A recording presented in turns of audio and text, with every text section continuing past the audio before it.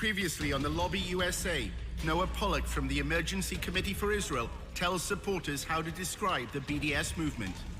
When you talk about BDS, you talk about them as a movement that absolutely endorses violence against civilians, aka terrorism. Why they're doing this? They always try to connect us, to connect dots that they don't exist. In the final episode of the Lobby USA, a look ahead. After half a century of Israeli occupation, hopes that a peace deal could create two states in the lands of historic Palestine are fading fast. So how will the lobby respond? Our man on the inside finds out.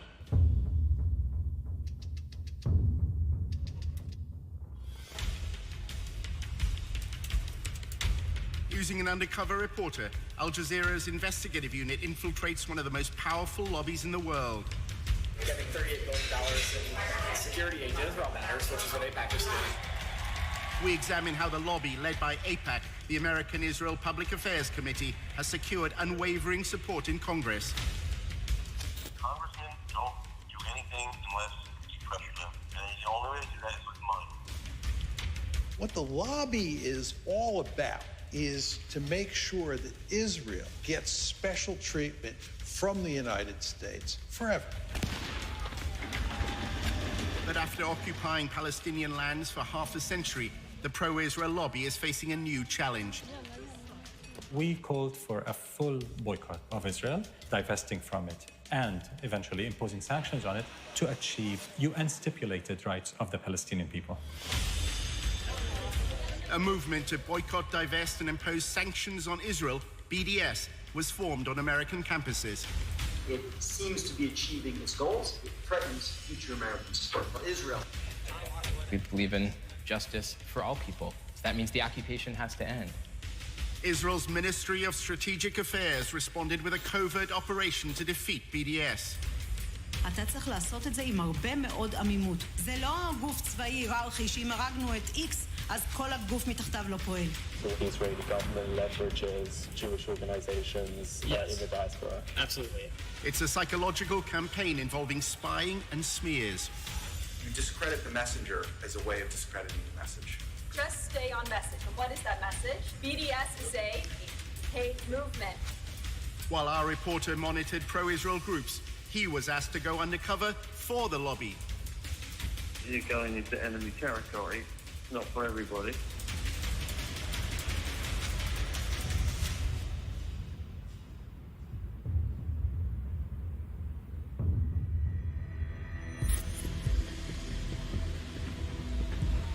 Our undercover reporter was attending a dinner at the annual conference of the Israeli-American Council in Washington.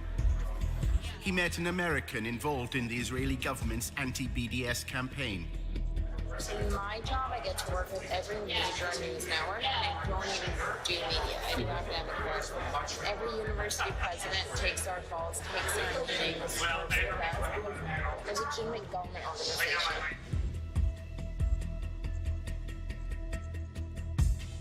The discussion was dominated by the boycott, divestment, and sanctions movement.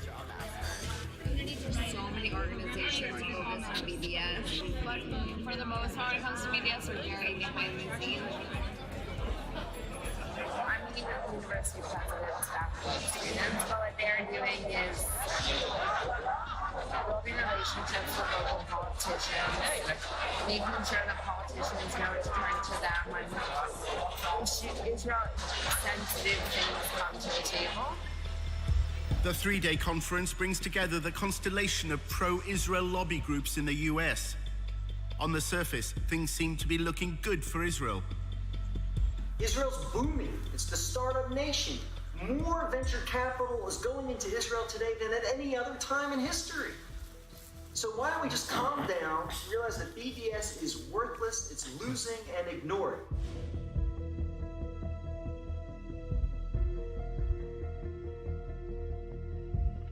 I don't think BDS was ever supposed to be about getting colleges to take their money out of Israel. So if we focus on the dollars, we could feel really good about ourselves. If we focus on the fact that an effort's being made to distance us, those who love Israel, from the rising generation, I think we need to worry. When you get to the millennials and the students, it's a bad situation. And it's getting to the point now where the majority is more favorable towards the Palestinians than the Israelis. While numerous speakers discussed ways to combat BDS, the lack of civil rights for Palestinians living under Israeli control was not raised. Nobody talks about the reason why BDS exists at all. What's the model for the BDS movement? The model is South Africa. So, was that a bad thing to do? An apartheid regime which denied equal rights to black South Africans was weakened and ultimately collapsed after a global economic and political boycott. They're worried that the BDS movement will get to the stature that the South Africa boycott got to. So they're trying to stop it now. Imagine if the apartheid regime of de Klerk were able to have a lobby in America that it was a crime to support that boycott. Imagine that. For nearly 2 decades, Israel's occupation was portrayed as temporary, while both sides pursued what's called a two-state solution. The two-state solution. This is where the Palestinians get a state of their own in the occupied territories, i.e. the West Bank and Gaza. But there's a problem. Jewish-only settlements have continued to grow within the boundary of a proposed Palestinian state. Successive US governments have openly doubted whether a viable Palestinian nation is either possible or necessary. The settler agenda is defining the future of Israel, and their stated purpose is clear. They believe in one state, Greater Israel. In fact, one prominent minister declared just after the US election, and I quote, "The era of the two-state solution is over." I'm looking at two-state and one state, and I like the one that both parties like. I'm very happy with the one that both parties like. I can live with either one. If the choice is one state, Israel can either be Jewish or democratic. It cannot be both. More and more people are beginning to buy into the argument that Israel is turning itself into an apartheid state. It used to be the case that the word apartheid was never used with Israel. In order to discredit the apartheid label, the lobby has launched a campaign to try to co-opt black South Africans. Black South Africans who were apartheid activists, who were brought to Israel, saw the reality, came home angry at BDS. They felt lied to. They felt that someone had tried to steal their narrative.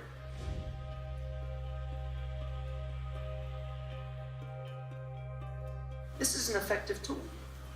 Bringing these black South African, former BDS activists, now Israel supporters, to American campuses. During his volunteership, Tony learned that the Israel Project has been developing a strategy called Stop Stealing My Apartheid. The plan is to feed articles written by black South Africans into the American media, claiming that BDS has distorted their history. If you're disgusted by segregation in this country, if you're disgusted by South African apartheid, then you should also be disgusted by Israeli apartheid. Another workshop was addressed by Israeli diplomats from consulates in the US. Black Lives Matter had attracted particular criticism after voicing support for the BDS movement. It appears that Israel's diplomats may be trying to challenge the apartheid label by canvassing support amongst African Americans. The major problem of Israel is with the young generation of the black community. Black Lives Matter starts there.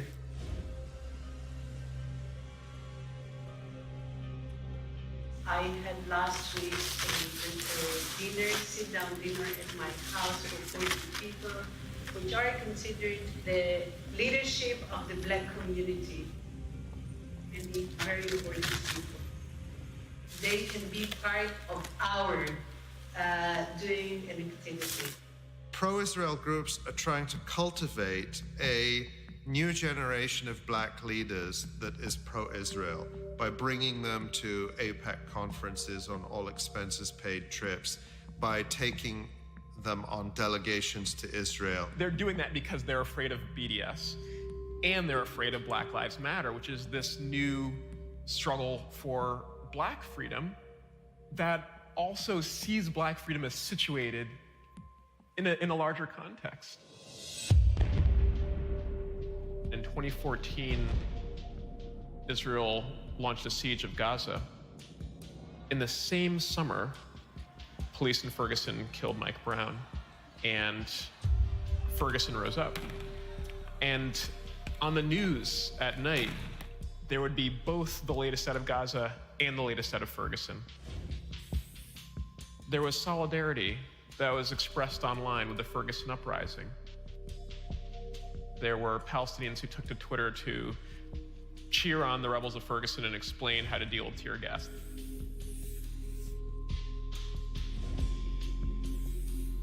Israel's diplomats have responded by evoking the legacy of Martin Luther King, claiming that the campaign for Palestinian civil rights bears no resemblance to the civil rights movement in America. Dr. Clarence B. Jones, who wrote the draft speech for Martin Luther King, I had a dream. He was his lawyer, he was his close friend. He's somebody that I reached out to. He became a very close and personal friend.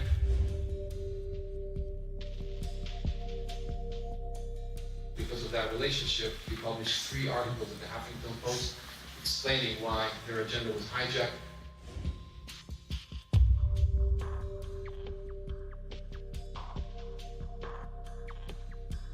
Martin Luther King will turn in his grave if he saw the anti-Israel tendencies or policies that are starting to emerge within Black Lives Matter. There's something on one hand laughable about it, but there's something also really insidious about this. You're using the credibility of a freedom struggle to try to oppose another freedom struggle. And I think that that's appalling. Soon after Black Lives Matter declared support for BDS, a fundraiser at a New York nightclub was suddenly cancelled. The venue's management said it didn't approve of the movement's stance on Israel.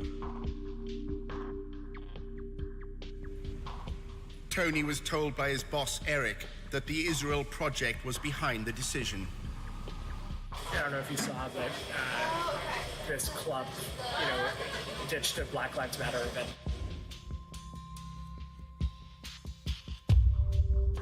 One of our donors, we just put in a call to him, and then he put in a call to the police. Wow, to shut down this Black Lives Matter event.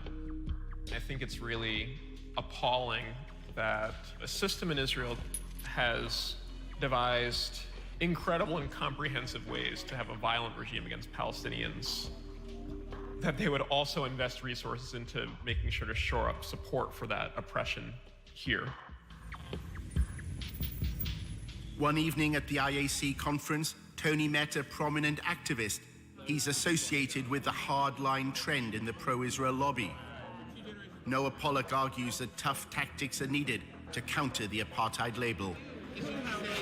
The activism has to be very provocative and attention-getting and just total no given. We're going to be more pro-Israel than you can even imagine. Just to provoke everyone.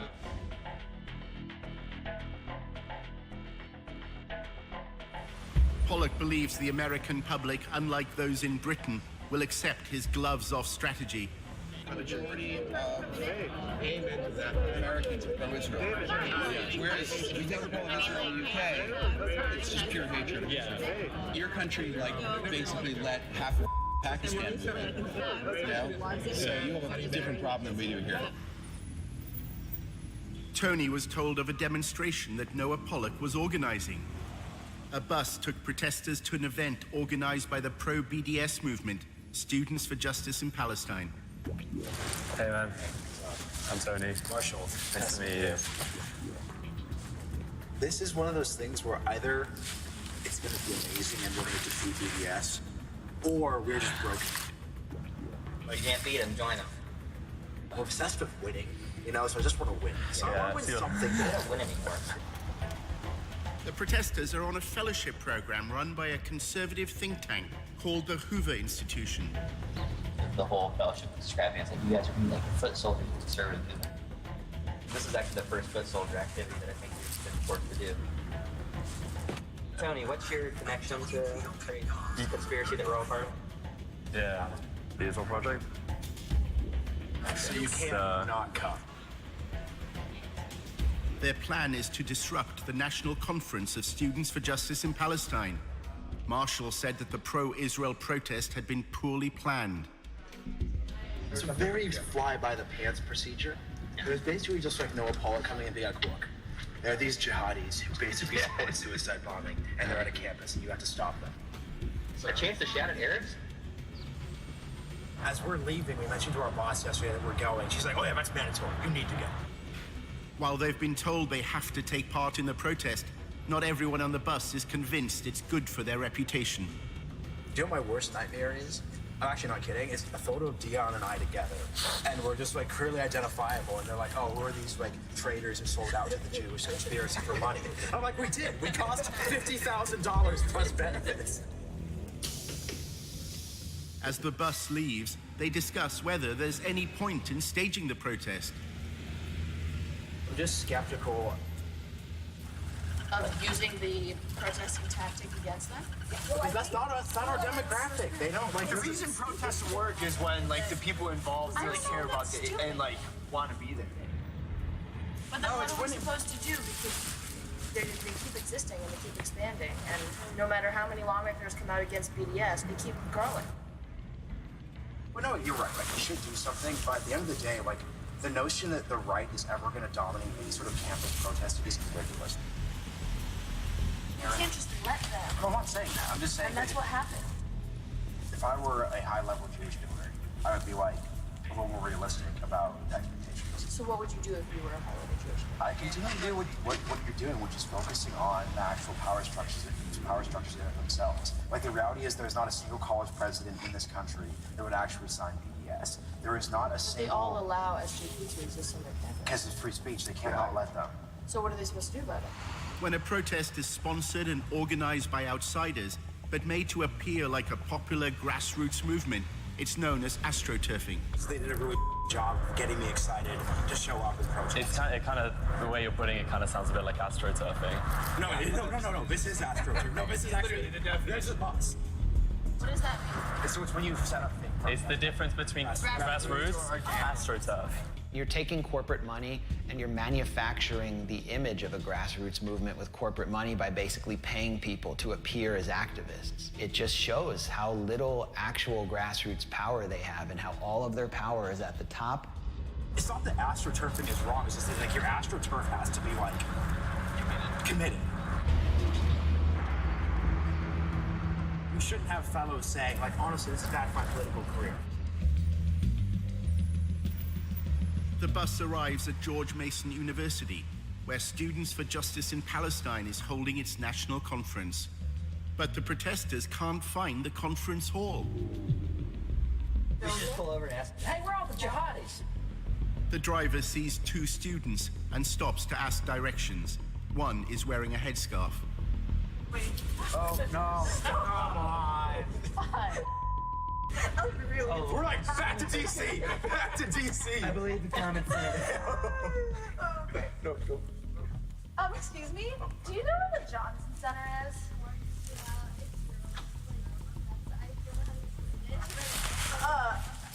Okay, just like go back down this. Okay, thank you. That was problematic. So this is off to a good start.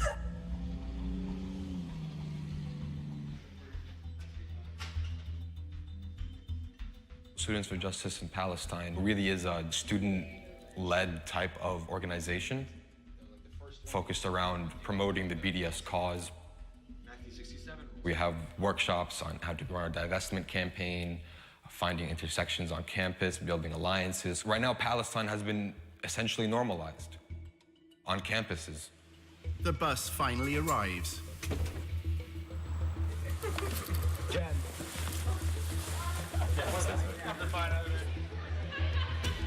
Noah Pollock's protest is not a student event. To avoid breaking university regulations, he's arranged a legal briefing. The SGP conference is on the 3rd floor, and we're going to go up and in a respectful and quiet way protest them. Yael is a legal expert and is going to talk a little bit about that. We are here, of course, as guests of the university. So we don't want to be accused of disrupting a school-sponsored activity.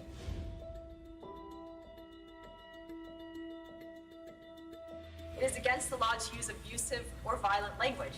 So we're going to use peaceful, good language.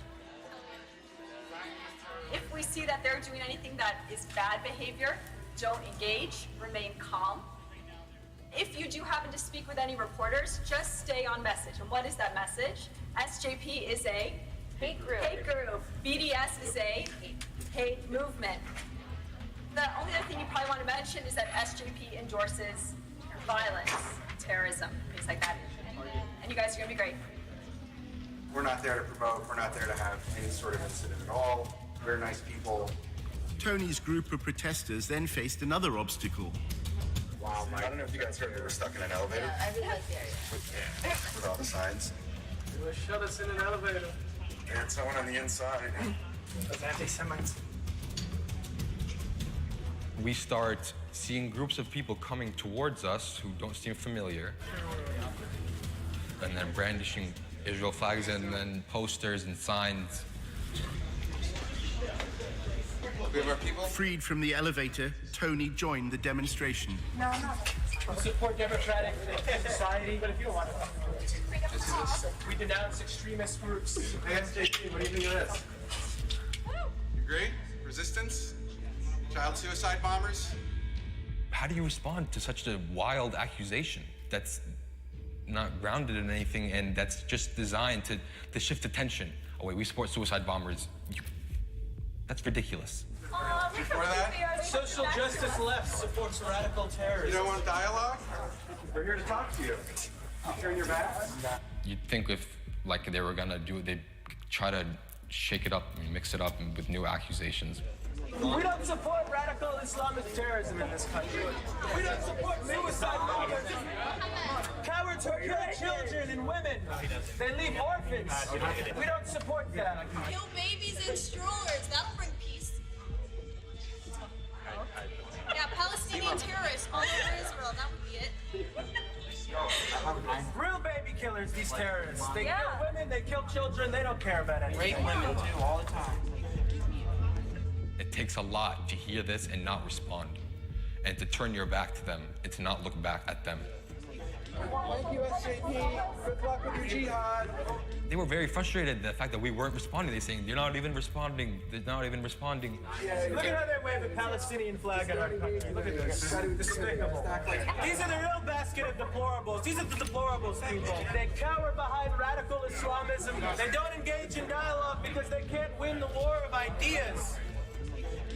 There's no responding to our content because there is no refuting our content. Our content is grounded in human rights, morality, ethics, international law.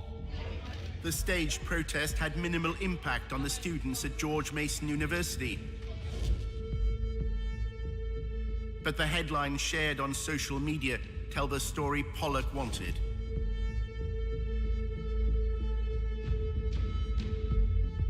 Yeah, let's head back to headquarters for debriefing and cocktails. In part 2, a looming crisis for the lobby. AIPAC is not representative of the American Jewish community. There used to be actually widespread public support for Israel in the United States. The foundation that AIPAC sat on is rotting.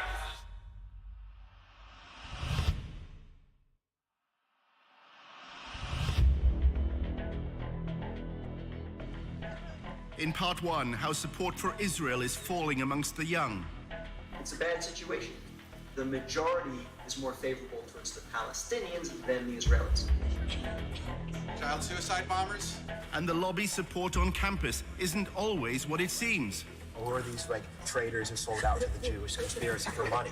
I'm like, we did. We cost $50,000 plus benefits.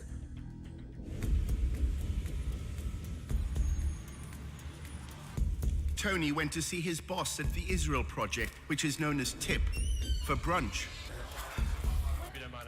Eric told him why Jerusalem is a favorite hub for journalists covering the Middle East. One of the reasons why Israel's covered disproportionately is the overwhelming majority of journalists covering the Middle East are based in Jerusalem.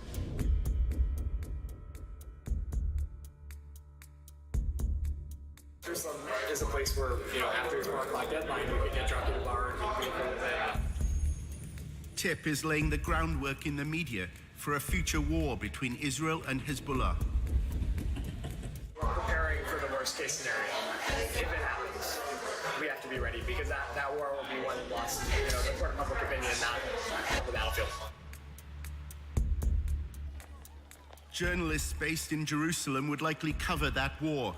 The Israel Project has an office there. We have an enormous interest in affecting the people who are on the ground there, and that's what they do. They build relationships with people, give them information that they can then feed to journalists who we're building relationships with. And so Lure is a staff of about like 20 people.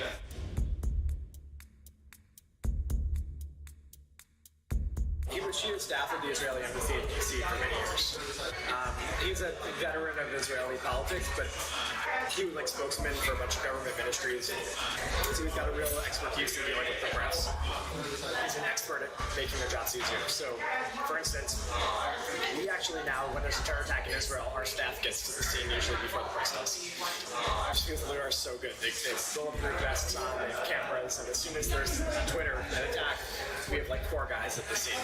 Breaking news overseas, a shooting in the heart of Tel Aviv. He has this rapid response team where he has people strategically placed around the country. So if there's an attack, like the Sorona attack at Sorona Market in Tel Aviv. Clearly an attack on a soft target right now based on all the initial preliminary details we're getting from this very fast developing story. They take pictures and they get testimonies. By the time the press gets there, we do their jobs well. They need a quote, they need information, they need a picture, a video clip, and full service, shot. We just give them. This is new video that just came in, and it shows people in the chaos after this happened, as it is night in Tel Aviv. By the time the press got there, we were able to help affect the narrative because, they're all scrambling. They need to get stuff to their editors immediately on what happened back in Brussels or Washington, and we're able to get them information. A TIP employee was interviewed by Fox News. Liat Delongovitz, who is live with us on the scene, works for the Israeli Project, which puts out news to the foreign press there. Hi, I'm here on the scene. I arrived fairly early.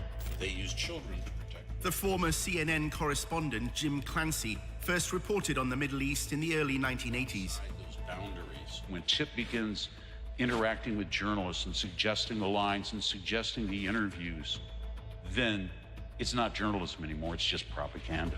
Liat Delongovitz, who is on scene, again, works for the Israel Project, which works to put news out to the foreign press. During his volunteership at the Israel Project, Tony saw a letter to a donor explaining how TIP had assisted a journalist from CNN. TIP took Will Ripley on a helicopter tour, which seemingly impressed the reporter. Once you arrive in Israel, they come up with a series of things. They know you're in town. They have your number. You get the helicopter tour. That's fun. You get some video that you can use in your reporting. And then they sponsor trips like this one with special access to people that they know, and they can set it up. I visited the Israeli side of the border with Gaza and can tell you the tension there is palpable. Hamas leaders have stated that they are aggressively expanding their underground labyrinth of tunnels. This won't help. The safe room won't protect you from a tunnel attack. Not from that. It's a very compelling report, but it's based on an absolute lie. And there are even reports from some residents they are hearing digging underground. The premise of the report is that Palestinians are digging tunnels in order to come up into the bedrooms of Israeli children and to kidnap them or kill them or terrorize them. The document Tony saw claimed the TIP's influence created one of the fairest reports on Israel shown recently on a major broadcaster. For those living close to Gaza, it seems only a matter of time before it happens again. It keeps me awake at night. There isn't one recorded case of these tunnels being used to attack Israeli civilians. The report was presented solely from one side. The Israel Defense Forces say the average Hamas tunnel is 3 kilometers, nearly 2 miles, costing millions of dollars and tons of valuable concrete, resources badly needed by the long-suffering people of Gaza to rebuild their cities. TIP fully knows that if you're the journalist in Gaza who's doing a report with Hamas sources, your office is damn well going to require that you put in an Israeli voice to counter some of the things that are said there. They well know that if you are on the Israeli side doing a report with mostly Israeli sources, that same pressure will not be applied. You will be allowed to go ahead without trying to get the other side of the story. Why is that? That's because TIP is powerful, and they're going to hold journalists to account. Dedicated to changing people's minds. TIP's promotional video explains its role. We don't attack the media. We become a trusted partner and resource, bringing integrity and facts to the coverage. After an exchange of tweets concerning the Charlie Hebdo attacks in 2015, Clancy left CNN. He is unable to discuss his departure for legal reasons, but recalled instances when the pro-Israeli lobby exerted influence. The big media companies will tell you that, well, maybe they won't tell you this, but they have been harassed. If they had Palestinian journalists who knew the ins and outs of the Palestinian Authority, for example, they were blatantly told to get rid of them, that they weren't trustworthy journalists. Whatever a journalist reports, if it's not liked by whether it's TIP or people within the government, they will put pressure on the media houses, the big networks. TIP's online promotion claims it shapes the way Israel is framed in the international media. TIP changes the way thousands of media reports appear every year. And then we add platforms of our own, getting people talking, taking command of the conversation. This last week, but when I was there, I met with both Herzog and Netanyahu.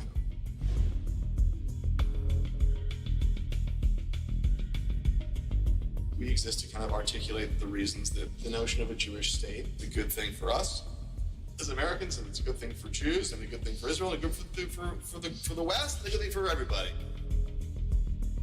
Block describes the pro-Israel lobby as a three-legged stool, propped up by influencing Congress, shaping policy through think tanks, and thirdly, TIP's role, managing the public discourse. You've got the lobbying, the politics, and you've got the ideas and think tanks, but you can't define the meaning of those ideas. Other people are doing it for you, then the third leg of the stool is there and it falls over. He's brilliant in like a mad scientist sort of way. He was AIPAC spokesman, and he was like the troublemaker. He's always breaking the rules, but always getting done. He's very effective at strategic communications and dealing with journalists. At AIPAC, he was the man. I mean, he could get anything on the front page of the Washington Post. The most effective thing you can do in Washington is both explain your point of view and explain why other people disagree with it. Everybody knows that people come with perspectives. Reporters and people, we live in a sophisticated world. But the question is, are you credible? The Israel Project gained notoriety in 2009 after an internal policy document was leaked. It was a phrase book for pro-Israel advocates. Key phrases, words that work, were determined from focus groups. Israel wants peace. I want peace. We want to move forward in peace. We want to start negotiations immediately.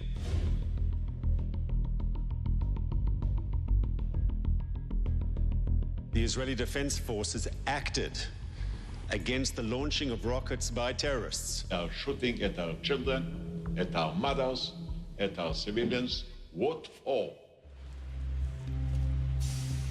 Stuff that's data-driven. We do a lot of polling. Every month we do a national poll, exactly looking for these kinds of messages that work.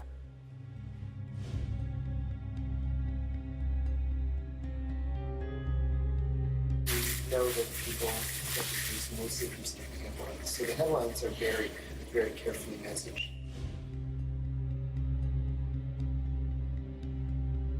If all Palestinians can be referred to as terrorists, as in a terrorist attack, they've won a battle.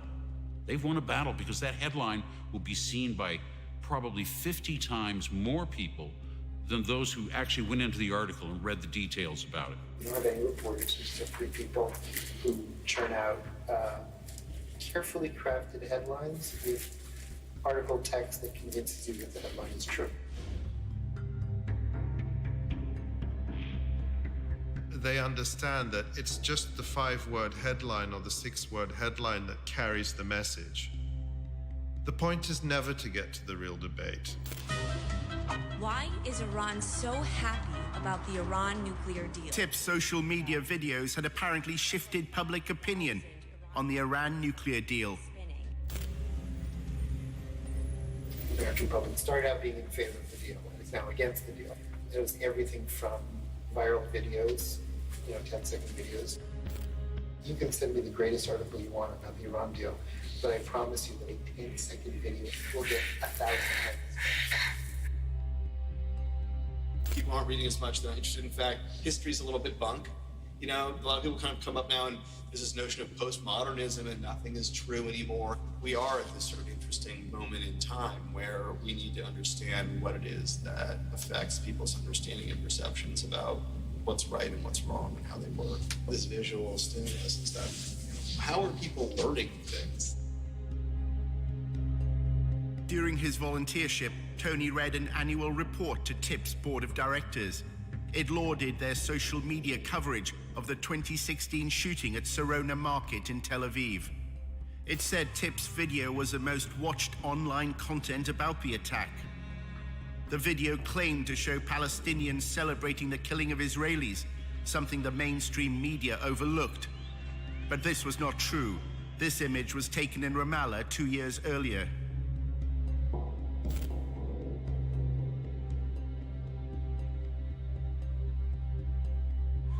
There are also other things that we do that are completely off the radar. And we work together with a lot of other organizations. We produce content that they then publish with their own main army. The Israel Project is supplying what it calls white label, that is unbranded content, to other outlets. We're putting together a lot of pro-Israel media through various social media channels that aren't the Israel Project's channel.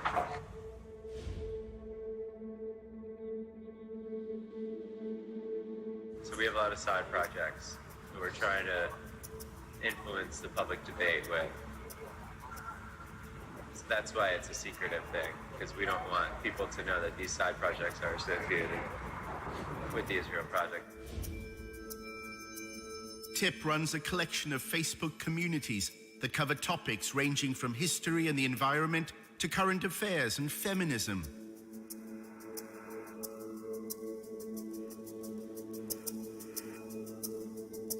But their affiliations to the Israel Project are deliberately vague. Why is it that they can't be connected to the Israel Project? I think it's because we want to be people to view them as objectively as possible.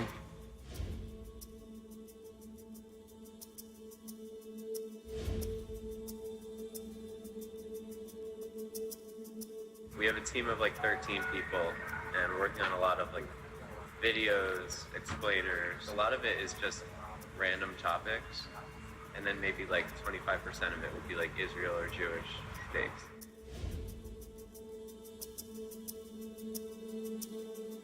The Israel brand is increasingly toxic. So you can't sell Israel directly. You have to have sort of other hip stuff that's just very innocuous, fun, and then from time to time you're going to slip something about Israel in.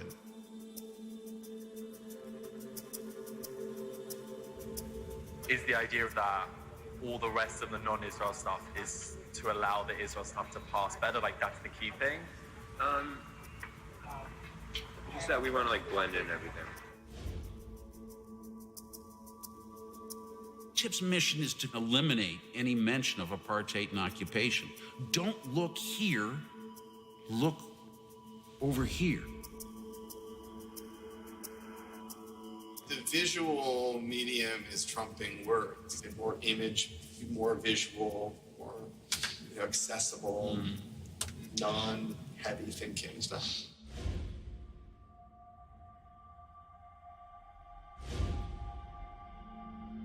Kittens are easy to sell. Apartheid is a much harder product to get people to buy. more and more people will use the word apartheid when they talk about Israel. The end result is that the lobby has to work extremely hard today and will have to work even harder over time to defend Israel. And of course, in part, this means doing everything that can be done here in the United States and in the West more generally to discredit the BDS movement, because the BDS movement is so dangerous to Israel. Tony had gathered that the lobby's concern with BDS was not its economic impact, but a much wider threat to the power of the pro-Israel lobby. The specific potential of an immediate boycott, that's not a problem. It's a bigger problem is the Democratic Party, the Bernie Sanders people, bringing all these anti-Israel people, and the Democratic Party being pro-Israel is less of a bipartisan issue. And then, every time the White House changes, policies towards Israel change, and that becomes a dangerous thing for Israel. There is an actually important battle being fought on the campuses. For half a century, bipartisanship has been the cornerstone of AIPAC's success, as its website video explains. By some measures, Democrats and Republicans are more divided today than at any other time in the last 2 decades. But America's support for Israel transcends partisan politics. So when it comes to strengthening America's relationship with Israel, support must come from both sides of the aisle. That's where AIPAC comes in. What's begun to happen over the past decade is that support for Israel has begun to wither away in the Democratic Party. And in contrast, support for Israel in the Republican Party has begun to increase. And what you see is there is a substantial difference today in support for Israel in the two parties.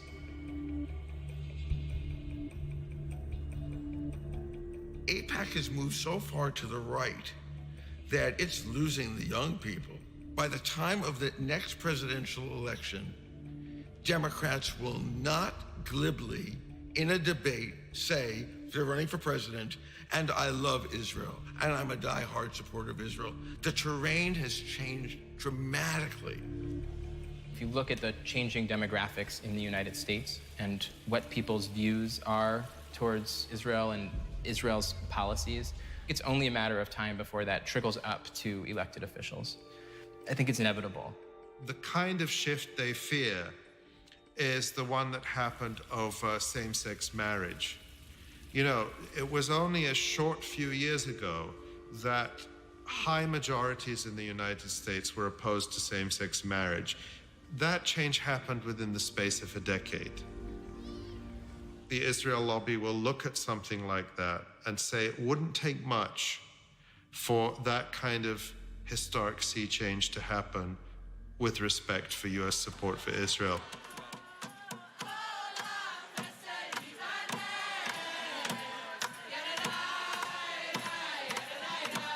Outside AIPAC's 2017 annual conference, the first protesters were American Jews.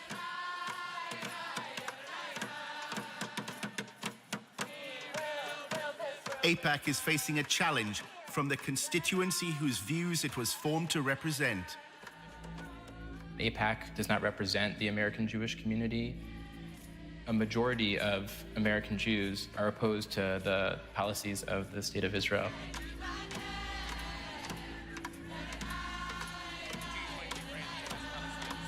You do not represent the best of the Jewish prophetic tradition, and we here to bear witness to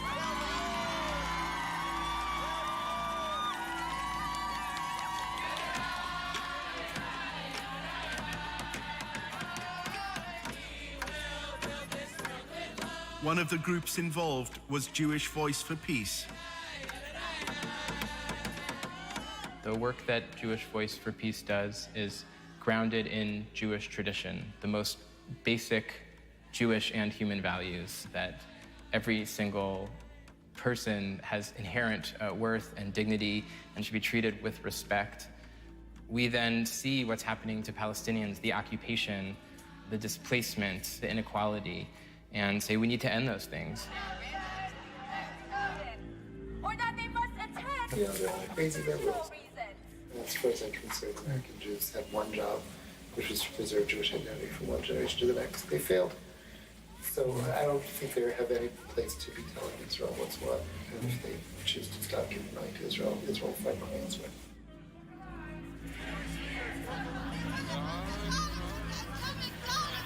There were few pro-Israel demonstrators.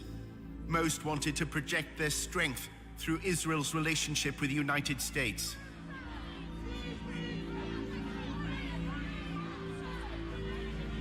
The Jewish Defense League, with its distinctive yellow insignias, was a small but threatening presence. Its members later attacked a Palestinian-American man.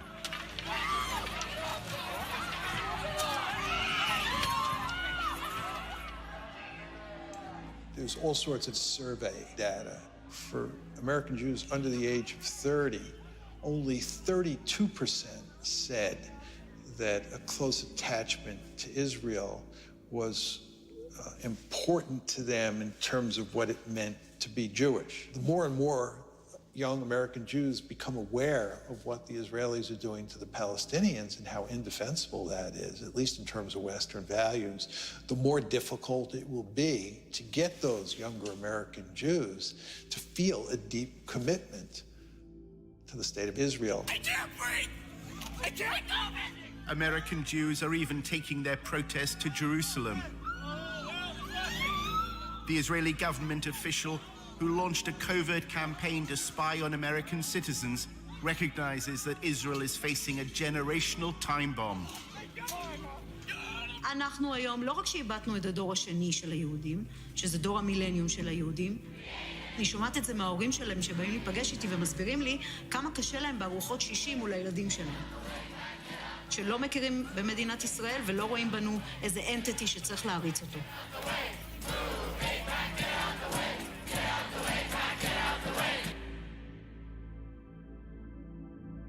During Tony's volunteership at TIP, his supervisor Eric said he's looking to a future when the pro-Israel lobby will be unable to rely on AIPAC's influence in Congress.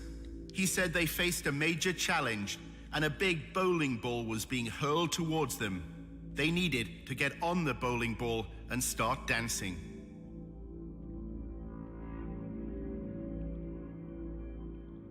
You can prove that AIPAC is suffering from some of the trends in public opinion that are affecting the Democratic Party. AIPAC's it's slipping very, very quickly among Democrats. They're not going to be able to maintain the bipartisan support. So I always say that the foundation that AIPAC sat on is rotting. And there used to be actually widespread public support for Israel in the United States.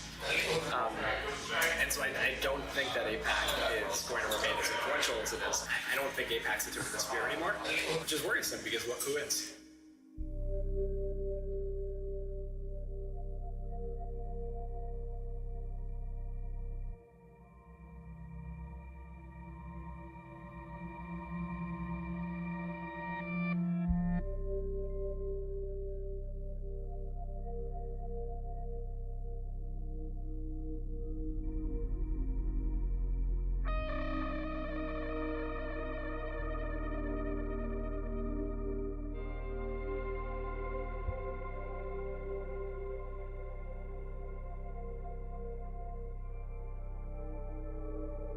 Just know I have total faith in you. I hope it's not the last time we work together.